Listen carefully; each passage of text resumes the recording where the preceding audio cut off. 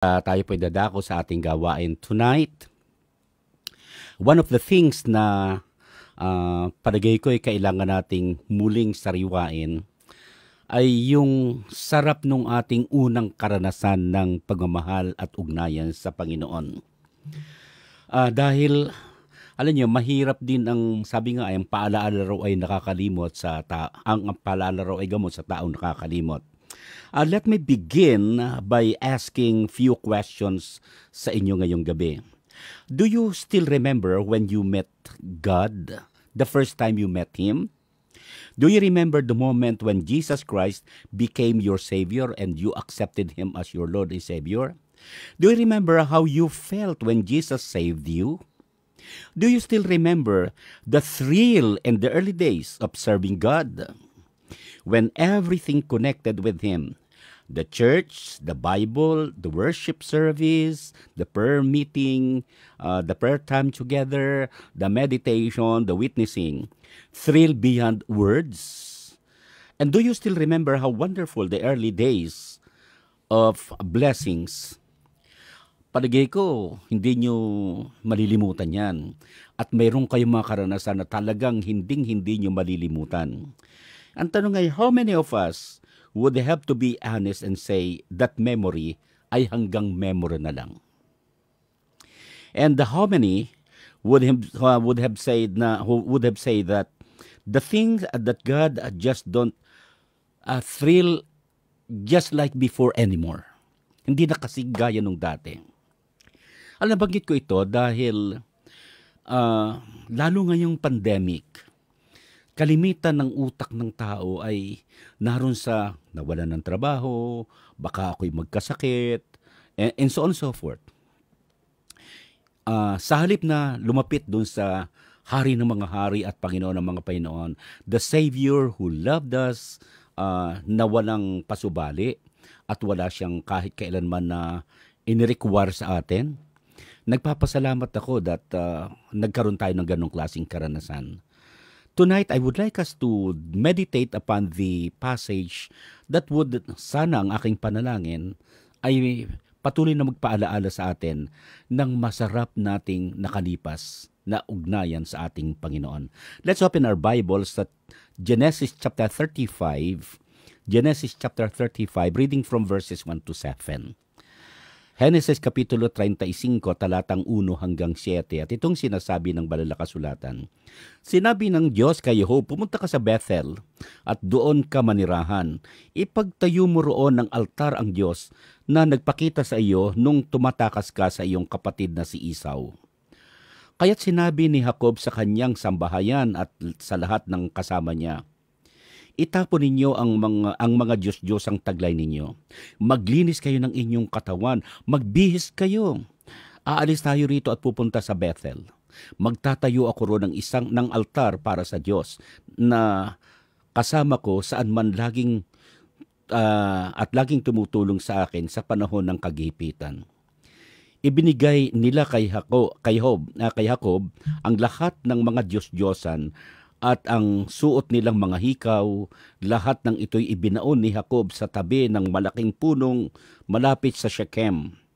Ang mga tao sa kanyang karatig bayan ay natakot kay Jacob at ang kanyang mga anak na lalaki, kaya't walang nangahasumabol sa kanila nang sila'y umalis.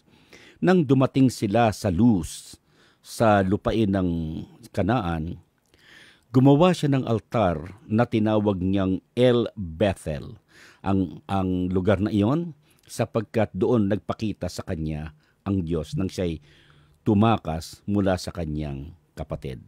Pagpalain ng Diyos ang pagkabasa ng kanyang salita. Tayo manalangin. O dakila naming Panginoon, maraming salamat po sa iyo.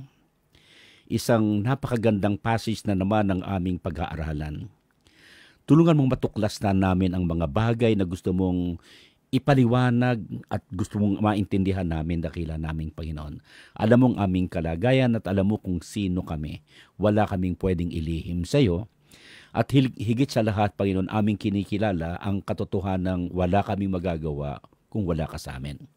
Kaya hinihiling namin ang iyong kakayahang ibigay sa amin upang unawain ang iyong salita. Hiling namin ang iyong Espiritu na kami bigyan ng karunungan at kaliwanagan upang talagang tunay na maintindihan namin ang iyong sasabihin sa amin. At ang mga mensahe na aming mapag-uusapan at mapag-aaralan ay maging bahagi ng aming pang-araw-araw na pamumuhay. Salamat po, Panginoon. Iyo ring pagpalain ng aking mga kasama sa pananalangin at sa pulong panalangin na ito. Iyong hipuin ang kanilang mga pangangailangan. Bayan mo, Panginoon, na maramdaman nila na kahit sila'y nasa tahanan lamang, sila man po ay nakakaramdam ng iyong banal at dakilang presensya. Sa iyo po namin tinatalaga ang lahat. In Jesus' name, amen and amen. So, I would like to thank God. Nariyan pala si Sister Nona, Sister Priscilla, si Brother Jesus. Talaga, talagang nariyan ka pala, si Sister Josie, at iba pa nating mga kapatid. Okay, pag-usapan natin ito. Pamagatan natin yung ating mensahe na ganito, Return to your Bethel. Return to your Bethel. Ano ba yung Bethel? Sa aking pag-aaral, nakita ko na yung Bethel ay ganito. Ito po yung aking nakuhang kahulugan. The Hebrew word Bethel means house of God, and refers to both the city and the site of a major sanctuary that was established there for the northern kingdom of Israel. And Bethel sat on the boundary between the tribes of Ephraim and Benjamin, and eventually delineated the border between the northern kingdom of Israel and the southern kingdom of Judah. Although Bethel was in a dry hill country, several natural springs supplied water abundant to its residents. Bethel is first mentioned in the Bible in connection with Abraham.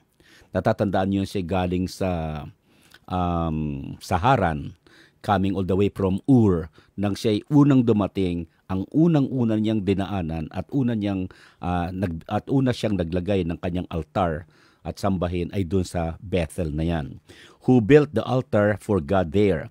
And from there, Abraham went on towards the hill east of Bethel and pitched his tent with Bethel on the west and Ai on the east. There he built an altar to the Lord, and ang tawag niya doon sa name ng lugar na yun, ang sabi, called the name of the Lord there. Una niyang tinawag ang pangalan ng Diyos doon sa Bethel na lugar na iyon. Ang sabi ng banal na kasulatan, after visiting Egypt, Abraham returned to Bethel and offered sacrifice to God. That's in chapter 13 of the book of Genesis, verses 3 to 4. Originally, ang tunay na pangalan niya ay kapangalan ng asawa ko, Luz. At the city was renamed Bethel, at by Jacob, pinangalan niya ng Bethel after the patriarch experienced a very remarkable dream there. Natatandaan niyo nang siya'y tumatakas. He stopped there for the night doon sa lugar ng Luz. As he slept, he dreamed of a stairway or ladder to heaven. Yun ang kanyang napangarap. That stretched up from earth to heaven, and the angels of God were climbing down, up and down the ladder as God stood at the top, para nakikita doon sa taas. The Lord spoke and revealed to himself to Jacob, and as the God of his father, ang sabi niya. And when Jacob awoke, he declared how awesome this place. Sabi niya, how awesome this place is. This is, ang sabi niya, none other than the house of God. Kaya yun ang salita. This is the gate of heaven.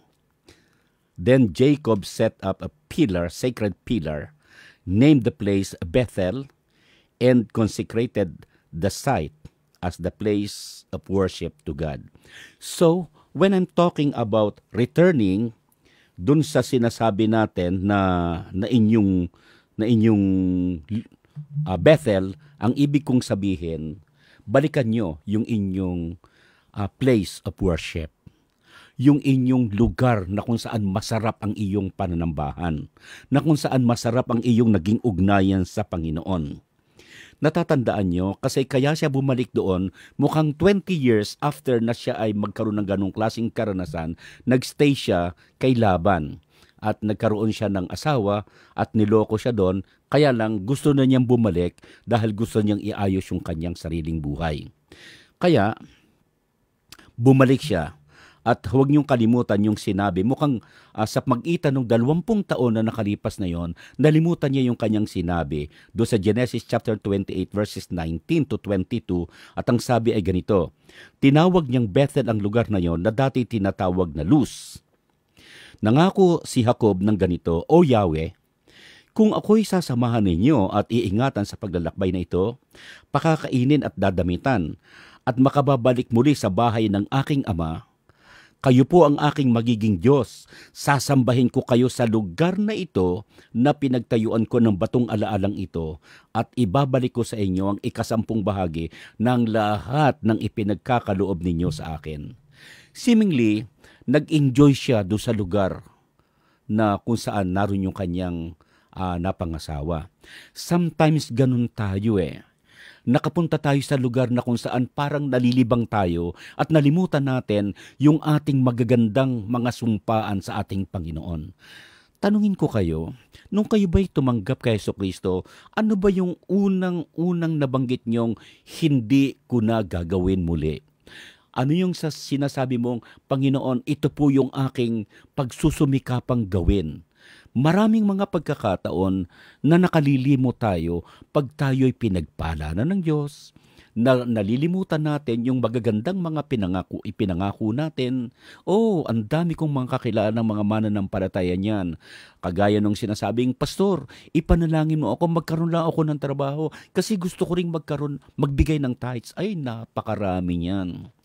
Pagkatapos na magkaroon ng trabaho, sa simula, pwedeng magbigay at sa maghuhuli, nakakalimot na at kahit na yung tithes at kahit sila na mismo, wala na rin sa church.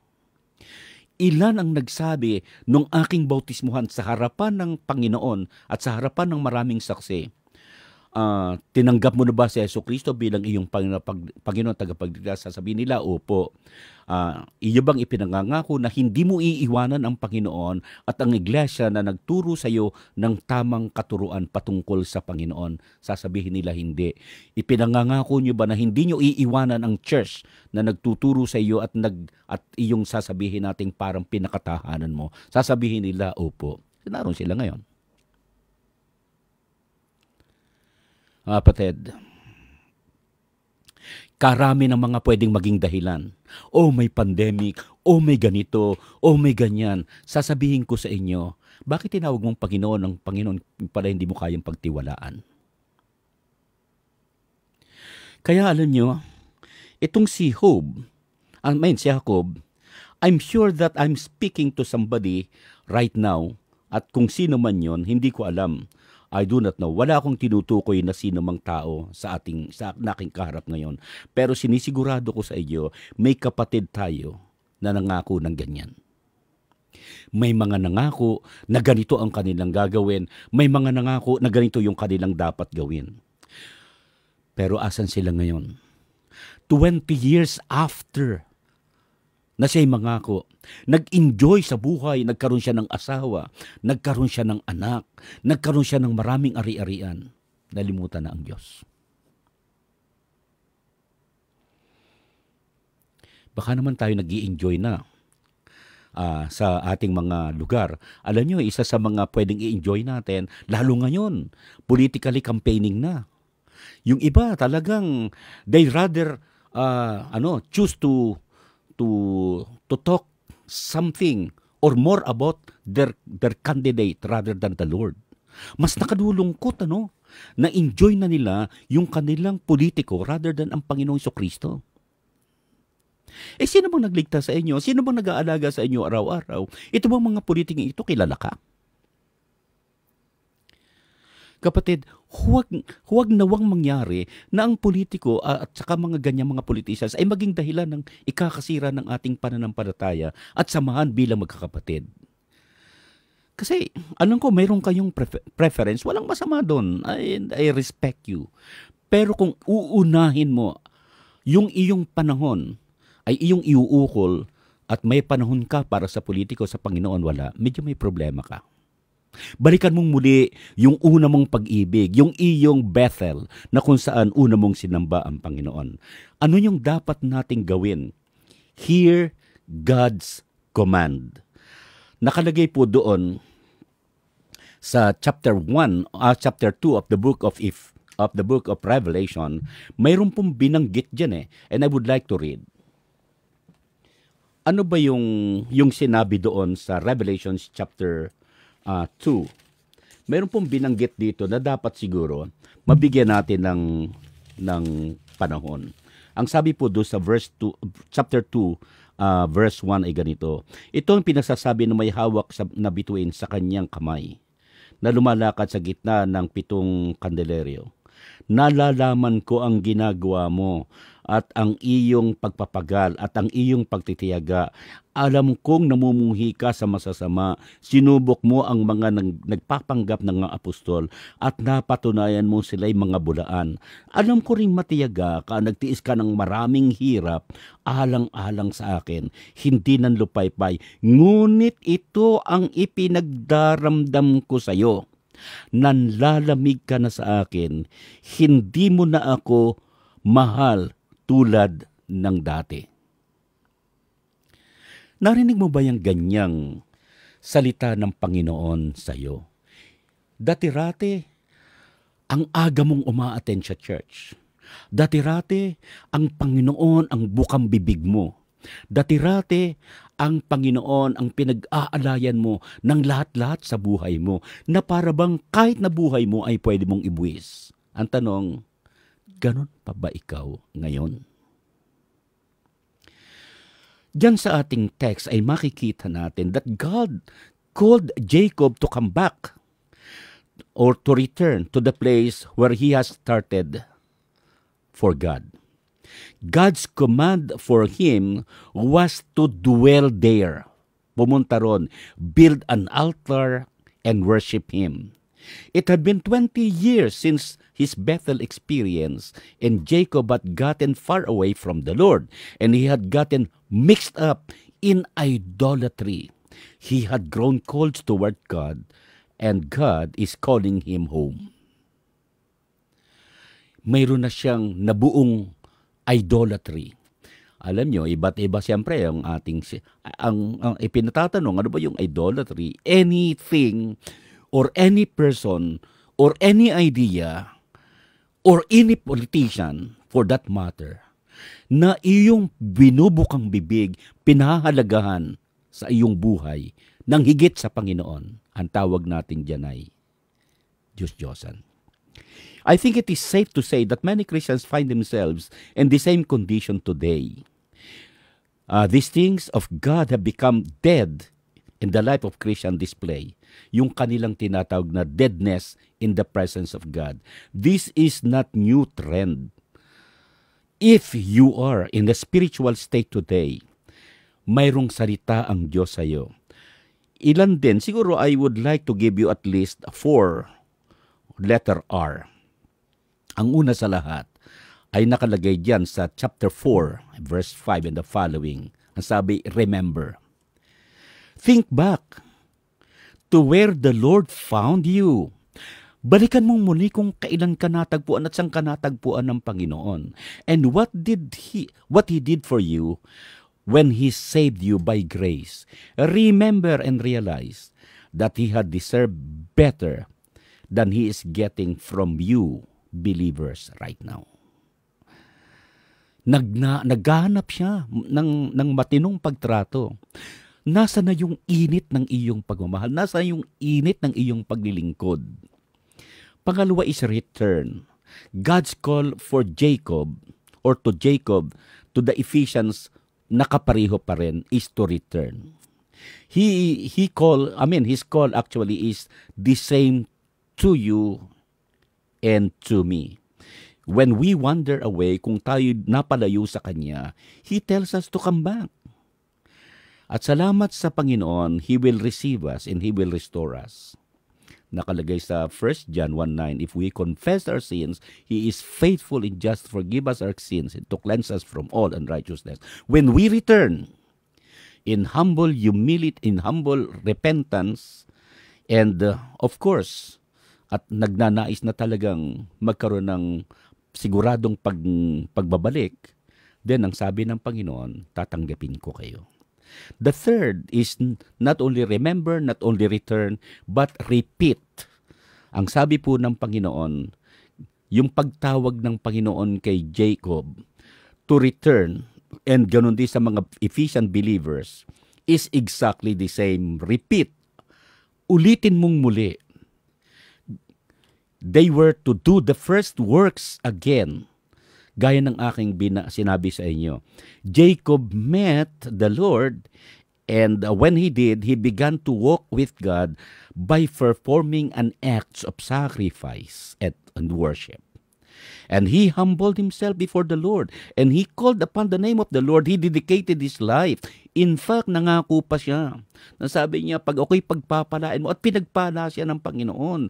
Hindi lang kakaunti ang kanyang mga ng kanyang mga bakahan at ang kanyang mga ari-arian. Those early steps, commitment by Jacob, were essentially the same as an act of first love that God is speaking to Ephesians right now, and God is calling to His people right now to go back dun sa kanyang dating kalalagayan. He wants us to come back to the place where our soul are aflame, nag-uumalab uli with love and passion for Him. Remember those days when just the mere mention of the name of Jesus Christ ay sapat na para magpatulo sa atin ng luha. Sapat na para magbigay sa atin ng lalim ng commitment. Ano ngayon? Remember, when you could think about the dying of Jesus Christ on the cross, the rising again of Him on the dead, from the dead, the saving of your soul by grace, nearly alam natin that He did that when we were yet sinners. Ganun pa rin ba ka-excited ikaw pag nababanggit ang salitang Jesus? Ganun pa rin ba na pagkalinggo ang iyong pagnanais ay parang gusto mo mabukasan na kaagad ng maaga at gigising ka na maaga, liligo ng maaga, magbabasa ng talata ng Biblia, mananalangin at punta ka na kaagad sa church? Ganun ka pa rin ba ka-excited? O mas takot ka sa COVID kaysa sa Panginoon? O mas takot ka sa sasabihin ng anak mo, unang nanay mo, unang tatay mo, unang asawa mo, unang kaibigan mo? Kapatid, mag-isip-isip ka. Isang araw, mas natatakot ako sasabihin ng Diyos sa'yo dahil hindi mo siya pinahalagahan. Ang sabi niya, hindi mo na ako mahal kagaya ng dati. Number 4 is removal. The Ephesian believers are warned that if they fail to rekindle, kung hindi nila i-revive at kanilang muling papag-aalabin yung kanilang unang pag-ibig sa ating Panginoon, yung kanilang unang karanasan sa Panginoon, they will face chastisement. And I just want to remind you that those who are saved by grace are saved forever. Tama yun. You can never be removed from the Lord sa pamilya ng ating Panginoon. But you can count on this. If you choose to walk away from God and you refuse to return from Him, then you will face chastisement in your life. Hindi na po pagpapala kung hindi pagpapalo ang matatanggap natin. Tatandaan natin, ang Diyos natin ay naghihintay. Matiyaga siya. Hindi pa niya ipinatutupad kaagad yung kanyang hinanakit sa'yo sapagkat ninanais kaniyang paalalahanan at itong gabing ito ay magandang paalaala sa iyo. Sinasabi ko sa inyo that ang gusto ng Panginoon, of course, si Jacob is a man not walking in the Lord when he should be walking anymore, when he should be walking 20 years. But I find it interesting that he still hear the voice of God. Nakuha nyo? And I'm sure that there is no more miserable person in this world than a believer who is away from the Lord spiritually but can still hear the Word of God. Kahit napakalayo mo, again, meron pa rin still small voice na maririnig ka, "Hoy, anak, huwag mo naman akong iwan," and so on. "Anak, bumalik ka na." Ay, nako, this must be ang mga karanasan natin. Hindi ko alam sa inyong pagtulog o sa oras na inyong parang kalungkutan, hindi niyo ba narinig na, "Anak, bumalik ka na"? Hanggang kailan mo ako titikisin? Hanggang kailan mo ako titiisin? You don't have to live in that miserable life. You have to come home. You have to go back. Return to Him. You can return to the Father anytime. Natatandaan yun the prodigal son, he comes back. And by the way, baka iniisip mong may magpupunta sa iyo para ikaw ay salubungin and so on. The prodigal son ay nagkusa. At nang sabihan ng Panginoon itong si Jacob, nagkusa siya. Sinama niya lahat ng kanyang supposed to being dapat na isasama. Ang tanong ko ay, can you hear him calling right now? Si Jacob, yes, narinig niya.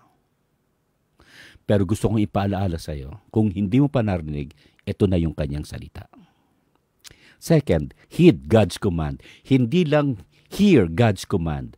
Number 2 is heed, sundin. Doon sa verses 2 to 5, Jacob knew that he was going back to Bethel.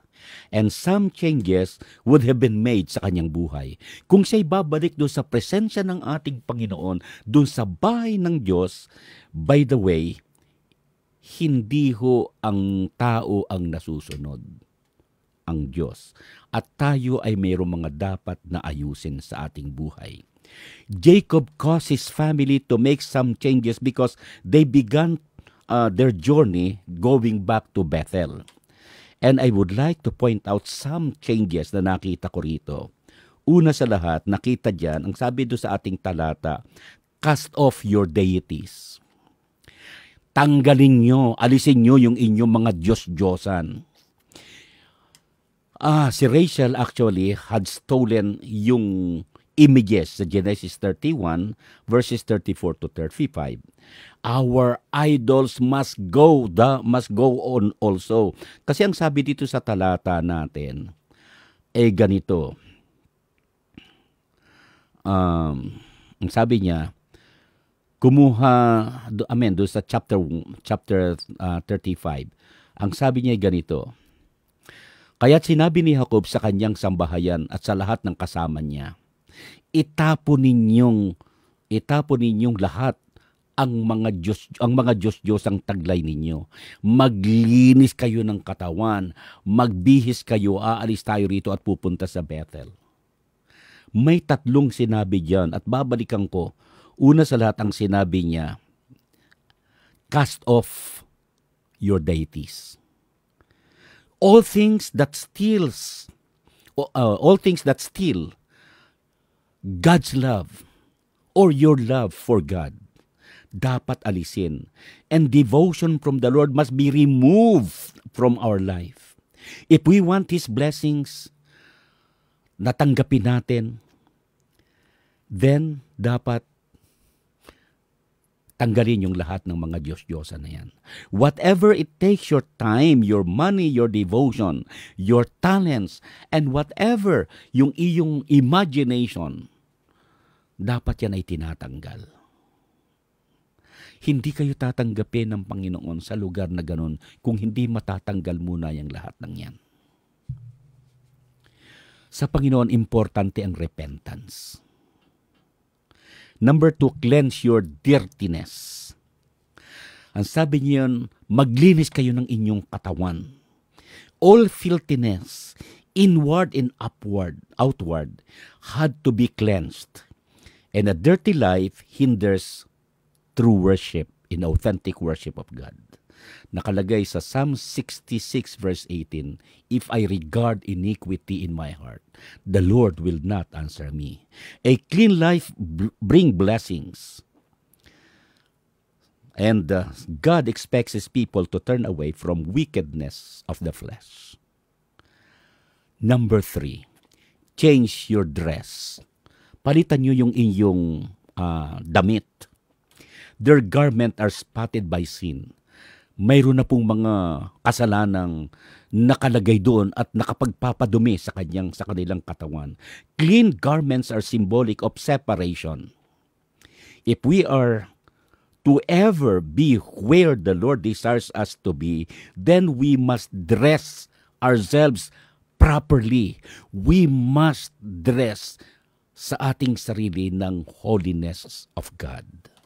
That is in 1 Peter chapter 1 verse 16. Be ye holy, for my Father, our Father in heaven, is holy. This world and all the things that embraced by each and every one of us must be rejected by the child of God. And kung gusto nating lumapit sa ating Panginoon, kumusta po yung ating clothes? Well, hindi ko po alam kung anong mga suot ninyo ngayon, anong nasa loob nyo, ano yung nasa utak nyo, ano yung nasa labas nyo, ano yung ating laging ini-imagine. Ang sabi, tanggalin. Cast off your idols or deities, cleanse your dirtiness, change your clothes or dress.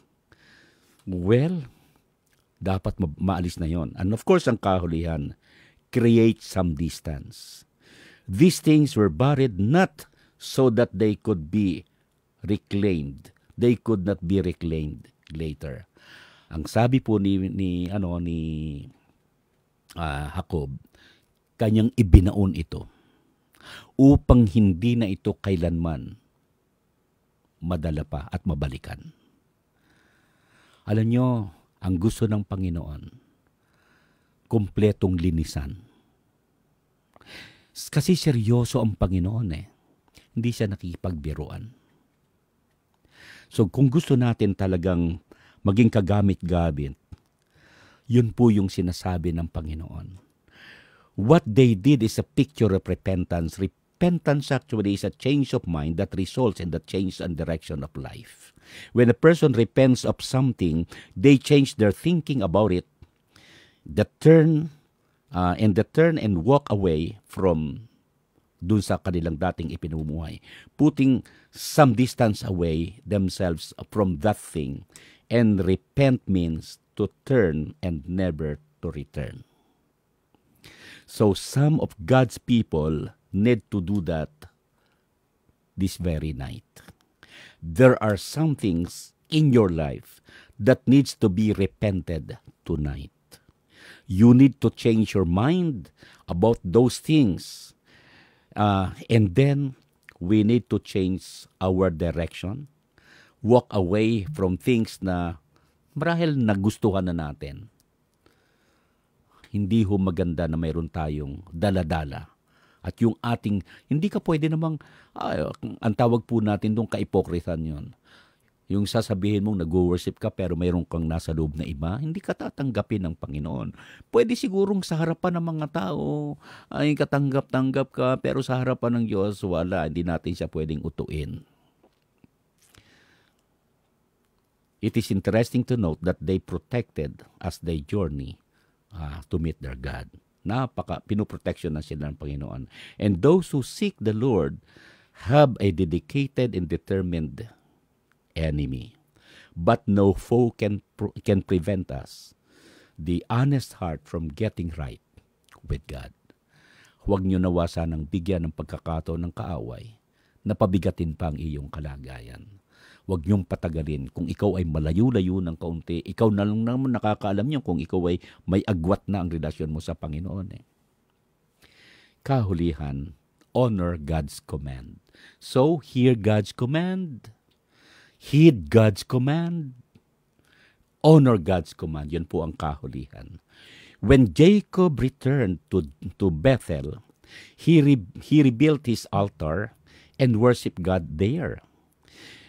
When we hear and obey the call of the Lord, prepare our hearts and lives for worship, then we can rebuild the old altar of worship, and we will passionately and satisfactorily ma-worship na natin ang Panginoon. That is where the Lord wants na pumunta tayo. Yun ang sanhi na gusto niya, return to your Bethel. Balikan niyo yung inyong matamis at malapit na pagsamba sa ating Panginoon. Well, if you heard itong mga bagay nito, then meron akong suggestions. Itong ipinagagawa niya, yung honor God's command. Meron po akong ilang mga gustong implikasyon na banggitin sa inyo. The altar of the Lord actually was symbolic of several things. When we return to Bethel, to our Bethel, and rebuild the altar there, we will find they stand for the same thing. Number one, it spoke of superlative love. I mean, it spoke of sincere, or it speaks of sincere worship. At the altar, God was adored. Siya ay ating sinasamba. And we must be adoring ang Panginoon at wala ng iba. Wala pong sikat doon sa church. Kahit pastor, kahit gwapo siya, kahit magaling siya, wala hong bida ron kung hindi ang Diyos. God must be adored by His people. And if there is to be real worship, dapat siya lang. We are there for the audience of one. That simply means that we must come to a place where we are willing to humble ourselves, because yun po ang gusto ng Panginoon. Confess our sins, claim forgiveness, lift His name up, sa pagitan ng ating praises. Worship is about ourselves becoming less and less, and God becoming more and more. Number two, it speaks of superlative love, not only sincere worship. At the altar, si Jacob gave his best and ultimately gave himself. He proved that he loved the Lord so much by doing what the Lord told him to do. Nothing says we love God like obedience to His word. Tatandaan natin, ang pag-ibig natin sa Diyos ay, ang sabi, with all. Walang half, walang 99.9. Ito po ay isang expression or speaks of superlative love. Wala nang iba pang hihigit na pag-ibig maliban dito. Number three, it speaks of service. People come to the altar to make vows of service to Him. God is looking for people who will selflessly serve ang Panginoon, who will put first ang Panginoon, who will give their all for Him. In fact, even their lives. Dapat yun po. It speaks of service. Ito po ang tinutukoy ng Biblia. Kung ikaw ay nasa sambahan, ito po'y isang oras o di kaya'y isang panahon ng pagsamba o paglilingkod. Kaya ang tawag natin ay worship service. And worship without service is hypocrisy. Number four, it speaks of a sense of unquestionable obedience. Hindi po talaga dapat kinu-question natin. Jacob owed the Lord a debt of gratitude for all the blessings that God has given to his life. He paid that debt in the altar. Pinangako ni Jacob yung ikasampu o ikapu ng lahat ng kanyang tatanggapin. Ang sabi niya, ibabalik niya. I do believe ginawa niyo yun. God does not require us to serve Him as a repayment for all that He has done to us. But it is the redeemed heart that loves God, that cannot help but serve God with gratitude.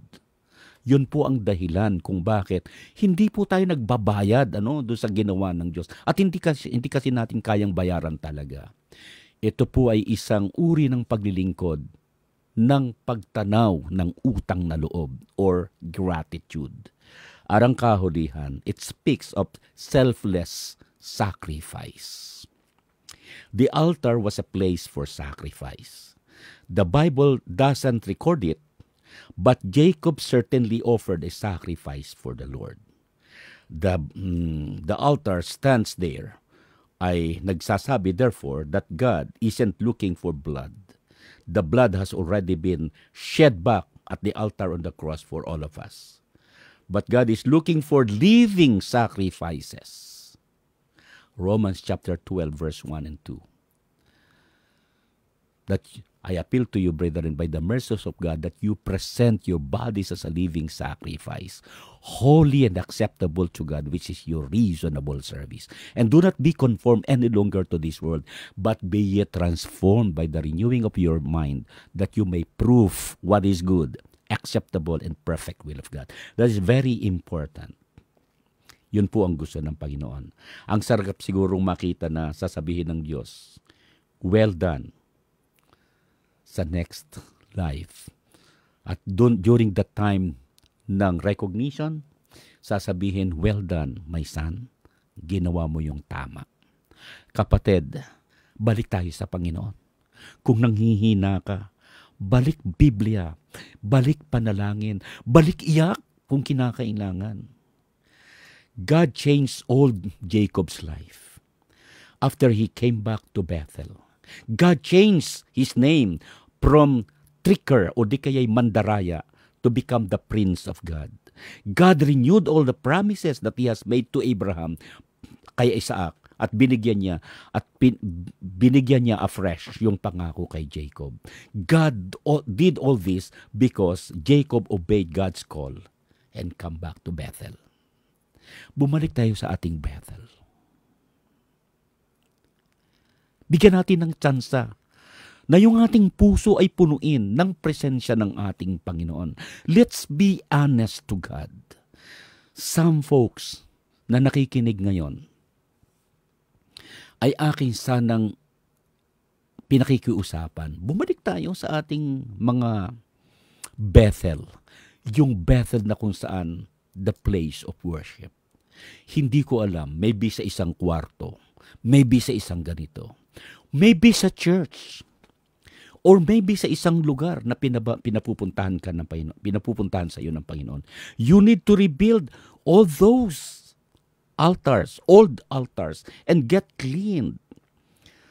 Dapat malinis tayo and worship God one more time. Wouldn't you gusto mo bang magkaroon ng kapayapaan uli? Gusto mong makaranas uli ng, pwedeng nasa bahay ka at akala mo walang problema. Pero ang totoo nito, ang Diyos ay nagsasabing, anak, hindi ka manaawa sa kaluluwa mo. Akala kasi nung iba, ang kailangan lang ay personal talk with God at personal relasyon. Kasi pupunta ako sa langit personal. Hindi ho ganun eh. Church ho kasi, hindi ho isa. Pag church ay tinatawag nating katawan ng ating Panginoon. And you are a part of it. You will never be satisfied if you're only what? Mata? Saan ka naman nakakitang satisfied na mata ka lang? O di kaya ay daliri? Dapat po nag-i-enjoy tayo ng sama-sama.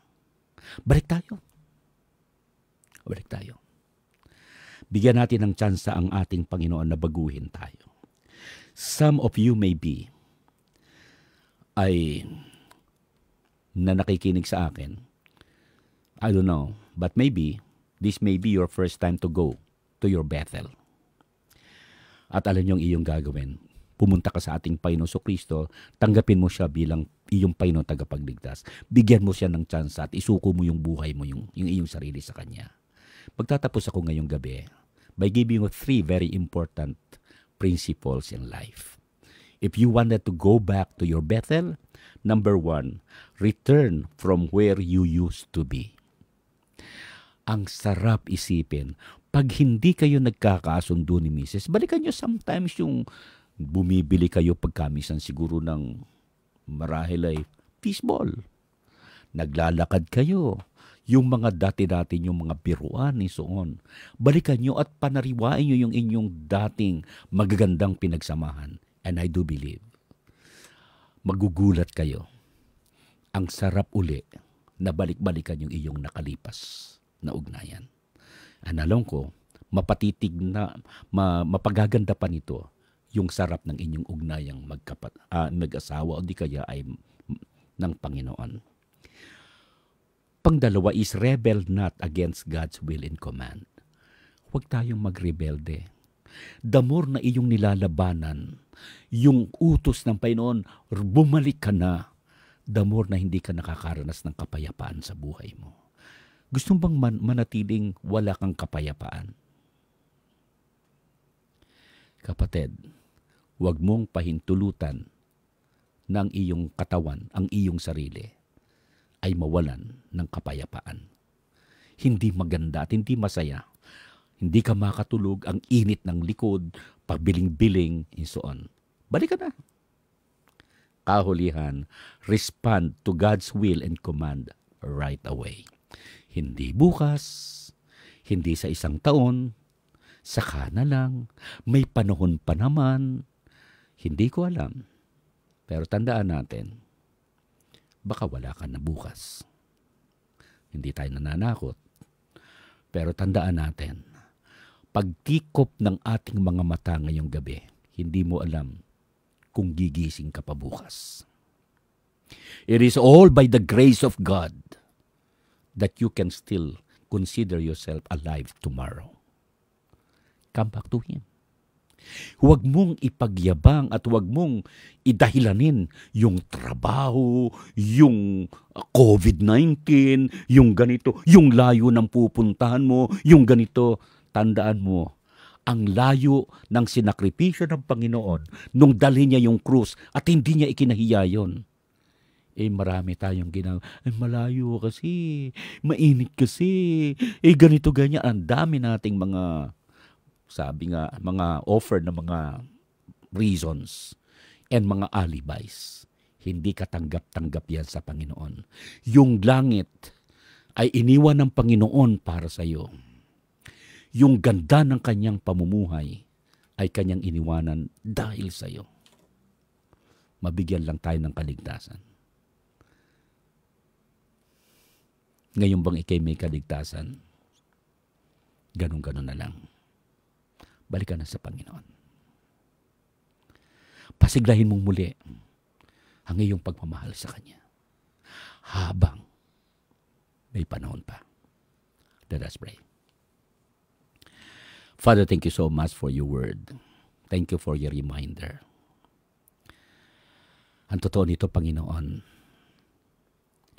pinasasalamatan ka namin for the boldness, lalo na ako, for the boldness of preaching that you have given me tonight. Father, I give you back the praises and the glory. Lord, speak boldly, speak loudly sa iyong mga anak ngayon. Let them repent and come back to you. Realize that nothing can be all right if hindi sila babalik sa kanilang Bethel. Pagpalain mo ang iyong mga anak at naway patuloy naming tanggapin na may pasasalamat at kagalakan ang mensaheng ito. In Jesus' name, Amen.